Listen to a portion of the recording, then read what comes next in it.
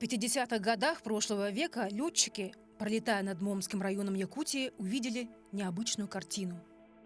Среди северных гор, среди тайги одиноко стояла она. Почерневшая от времени, деревянная, удивительной красоты церковь. Это одна из деревянных шатровых церквей, которые сохранились в России с рубежа 17-18 веков. Таких сооружений уже нет. История этой церкви, как и самого города Зашиверск, уникальна. Ведь города как люди. Они рождаются, живут и умирают. Примерно на 870 километров от своего устья река Индигирка в Момском районе делает крутую излучину и образует на правом берегу большой низменный полуостров. Здесь раньше у самой воды стоял город Зашиверск. Постройки города, дома, амбары, склад, причалы, крепость, церковь и колокольня были живописно разбросаны на берегу реки. Крепости и остроги, которые ставили на своем пути русские, осваивая Сибирь, превращались потом в города. Таков и был Зашиверский острог. Форпост освоения русскими бассейна реки Индигирка. История заполярного города Зашиверск, она началась со строительства первого зимовья. Был такой известный зимопроходец Постник Иванов. Это у нас 1639 год. После чего уже в этом же веке, буквально через 20 лет, был построен острог. Уже в 1700 году был построена вот знаменитая Зашиверо-Спасская церковь. И после чего уже именно в XVIII веке, в середине, город Зашиверск получил статус уездного города.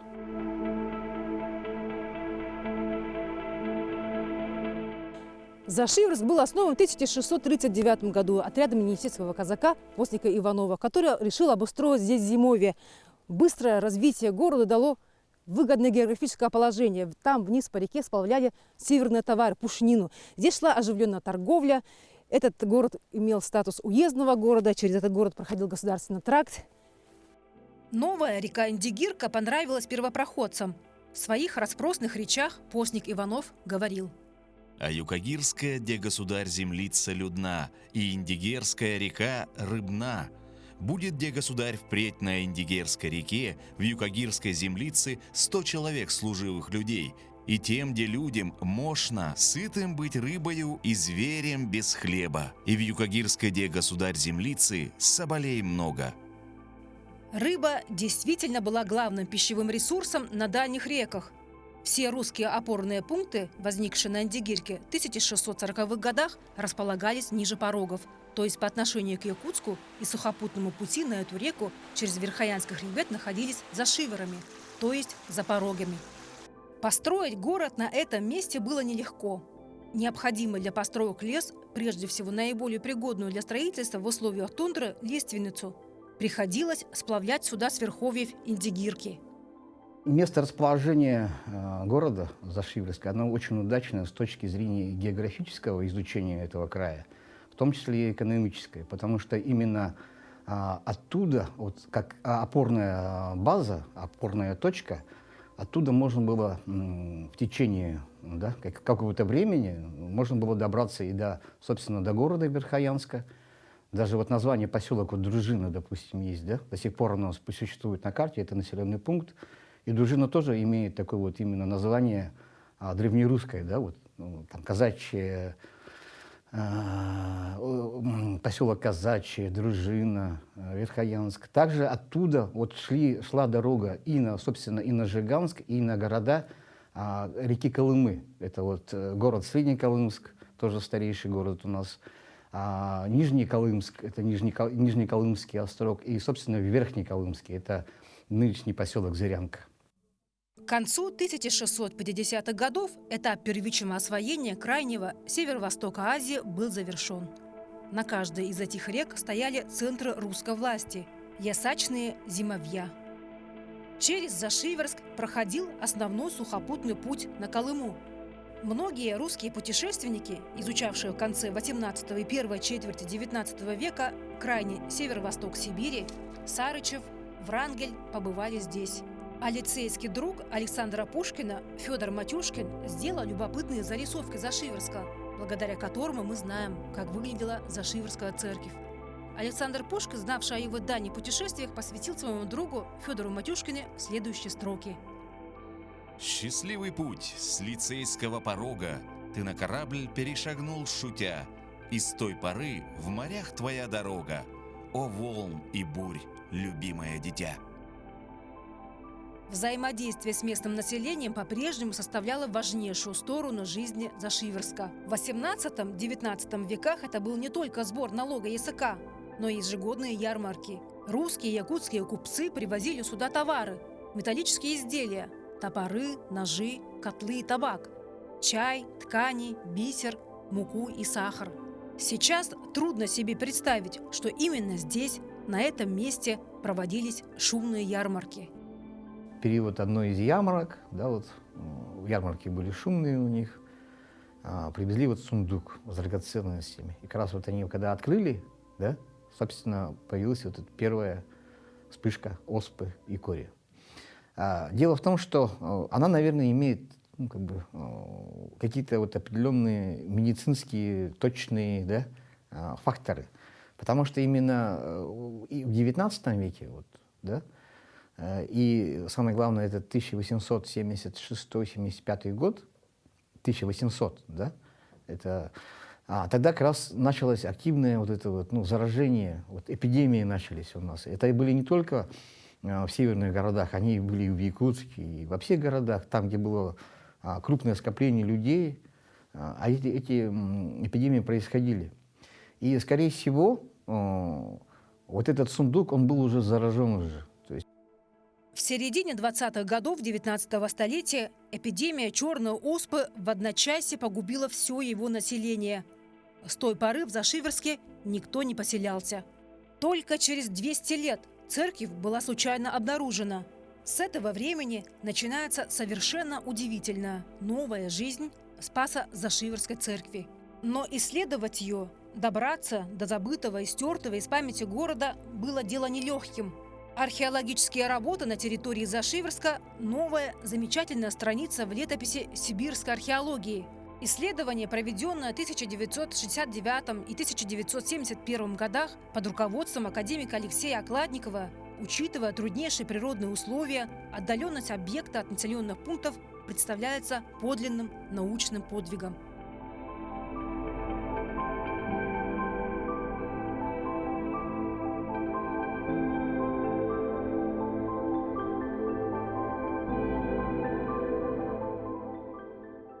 Спасо-Зашиверская церковь – это уникальный памятник архитектуры, построенным древними русскими мастерами без единого гвоздя. Эта церковь сейчас находится в Новосибирске. Ее перевезли, а копия находится в Якутии, в Усть-Алданском районе, в селе Сотинцы.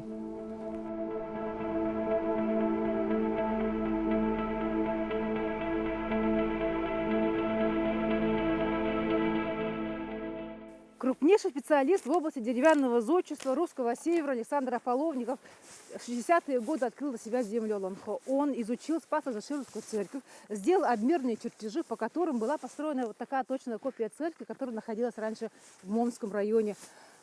Эта церковь была построена под чутким руководством народного писателя Сорона Маллана.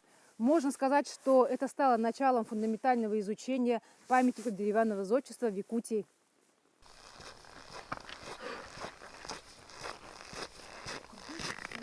Лариса Степанова более 36 лет работает экскурсоводом в музее «Дружба». Она – главный хранитель истории и по крупицам собирает воспоминания, связанные со строительством Спасо-Зашиверской церкви в Усть-Алданском районе.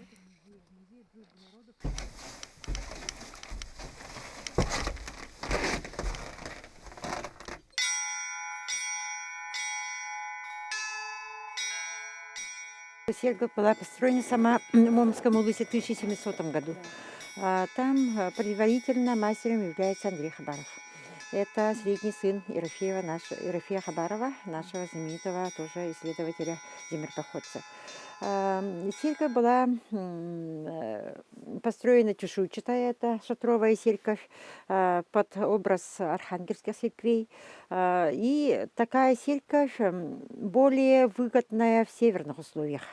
У нас же очень много дождей, снега, и скатываются именно для скатывания там влаги, что внутрь не попадало. Вот такие церкви были более выгодны в этих климатических наших условиях. Церковь у нас была построена в 1991 году. За 3 месяца, за 1 лето построили. В 1993 году эта церковь была освящена Якутской епархией. Более 48 исторических объектов в одном месте на 1500 гектаров. Здесь воссозданы памятники деревянного зодчества Якутии 17-19 веков, реконструкция острога 17 века, копия Спасской церкви, осадные башни и купеческие дома. Этот музей посвящен давней дружбе жителей Ленского края с русским народом.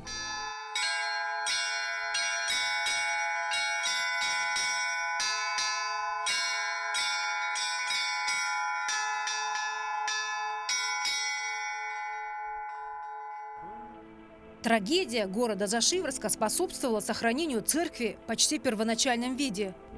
Первое, что бросается в глаза при беглом взгляде на Зашиврскую церковь, это полное сходство ее архитектуры с архитектурой древних деревянных церквей русского и европейского севера.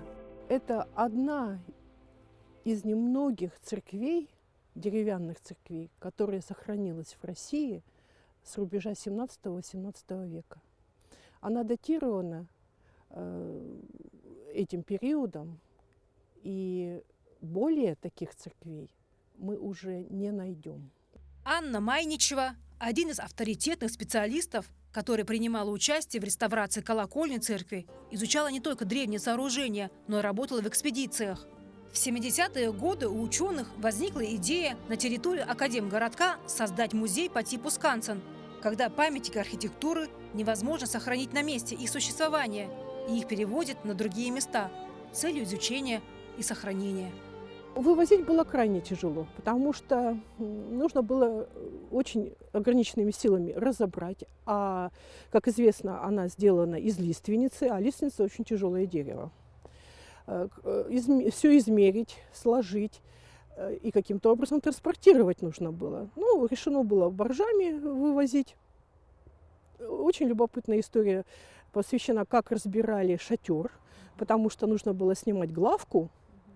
А сделать это было крайне сложно. Все-таки она на значительной высоте находится. Поэтому местные вертолетчики, которым затем, правда, не поздоровилось за их такой энтузиазм, предложили снять с помощью вертолета. Они накинули петлю, закрепили и сняли. И взором изумленных участников экспедиции предстала главка, летящая на фоне неба. И вот поскольку это были все-таки времена близкие к космонавтике, то эта главка показалась им спутником, летящим по небу. Да.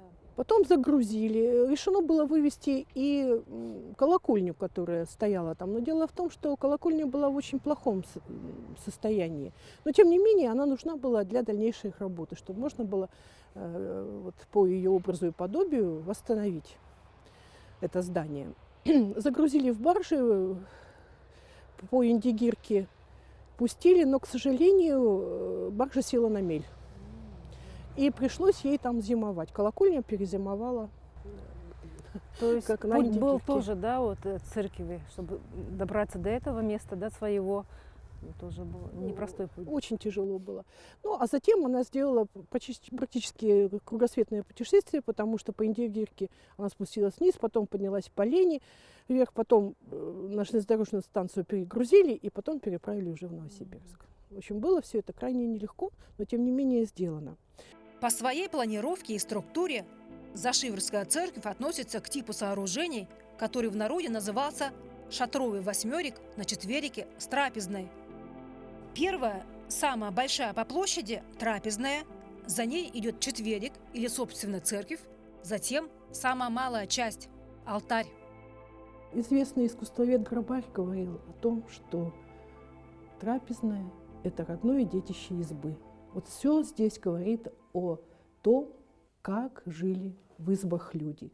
Здесь мы увидим и лавки по стенам расположенные, и окна, косищатые и волоковые, узкие прорези. И сама-то церковь топилась по-черному. То есть вот было место для печи, и дымохода не было. То есть весь дым выходил сюда. И это мы очень хорошо можем увидеть сейчас по состоянию стен. Они покрыты той самой вековой дымной сажей, ну, которая не пачкает уже, естественно, она въелась в дерево. Но, собственно говоря, она тоже позволяет сохранять древесину бревен.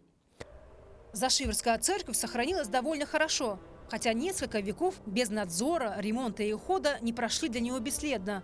Церковь хорошо изучена и исследована, но до сих пор для ученых существуют белые пятна в истории. Сказать, что вот еще интересный момент, говорящий о значимости самой церкви и Зашиверской. Дело в том, что в ее книгохранилище были найдены очень интересные книги, которые были перечислены теми, кто их вывозил. Это были карты Студенного моря на Александрийской бумаге, описание английских кораблей, судов, которые плавали, таблицы логарифмов и синусов и уставы морского пути.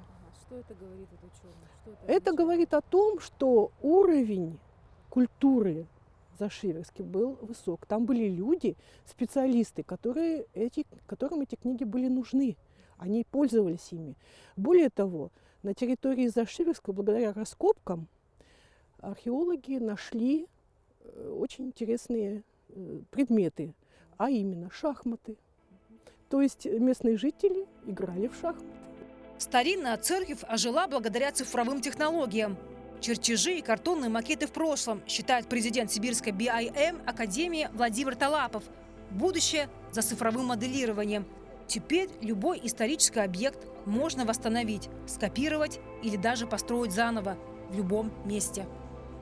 Для музея это дает возможность музейное вот это хранение организовать правильно. Всю информацию об объекте хранить не в шкафах и в папках бумаги, а прямо в модели. Привязывать к каждому бревну его историю, например. То есть вот это очень для музея хорошо. Плюс это деревянное строение. А деревянные строения, они и сейчас актуальны, сейчас из дерева строят. То есть мы тут убивали очень много, так сказать, зайцев, если так можно говорить. И главный заяц – это было то, что мы научили студентов работать. Мы на этом примере воспитали очень много специалистов. Она в каком состоянии? Сколько лет она еще вот так простоит, эта Спасо-Зашиверская церковь? Ну, то, что касается сруба, она простоит еще очень долго, потому что она пропитанная была. Я прогноз такой какой-то вот определенный дать не могу, зависит очень многое от самых разных причин, но в настоящий момент она полностью защищена. 30 июня 2013 года в Спасо-Зашиверской церкви была совершена божественная литургия. Служение литургии возглавил епископ Якутско-Еленский Роман, которому сослужил протоиерей Борис Пивоваров. На молитву, совершавшуюся на церковно-славянском и якутском языках, в этот день собрались многие новосибирцы, а также представители якутского землячества и ученого сообщества Новосибирского академгородка. Молитва, обращенная к Божией Матери, была посвящена тем, кто своими трудами утверждал веру Христову на бескрайних просторах Севера. На Рождество 1990 года в Спасо-Зашиверской церкви был совершен первый молебен в честь праздника Рождества Христова. И в том же году, это 1990 год, когда пришла Пасха, этого храма еще не было, сотни жителей Академгородка поехали в Зашиверскую церковь, и там мы вокруг церкви расположились, вокруг храма, и там освящали пасхальные куличи. Так в этом храме начиналась такая богослужебная жизнь. А сейчас много свидетельств тому, сколько сделали православные священники, миссионеры для просвещения Якутии. И вот эти, конечно, люди, академик Окладников и Александр Упрятова, они были тоже в свое время как связующее звено между Новосибирском, центром сибирской науки, и Якутией. Сейчас на том месте, где когда-то казаки и промышленники ставили первые срубы Зашиверского зимовья, можно увидеть небольшую часовню, поставленную в 2000 году в память и о Спасо-Преображенской церкви, и обо всех жителях заполярного Зашиверска. На территории Зашиверска нет никаких построек, кроме часовни и памятного камня. Сюда приезжают прихожане, чтобы почтить память тех, кто здесь жил. Эту часовню построили в сентябре 2000 года. Она маленькая, 2 на 2 метра.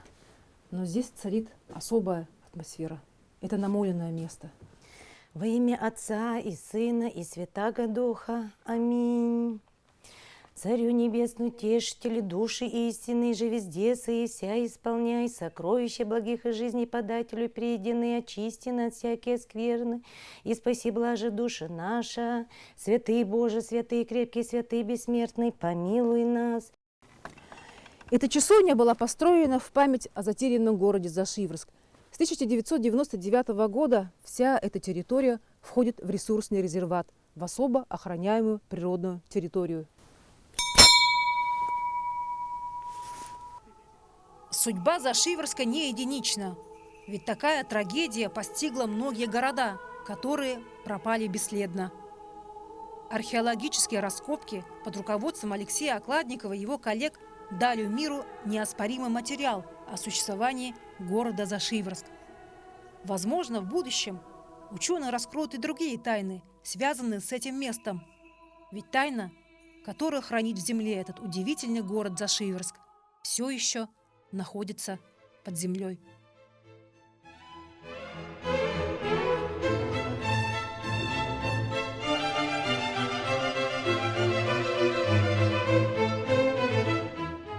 Прекрасная, чистая, незамутненным и чуждым влиянием архитектура Зашиверской церкви – это олицетворение эстетических идеалов древнерусского зодчества. Скромные средствами из дерева и щепы строители творили этот Зашиверский храм как свое собственное произведение искусства.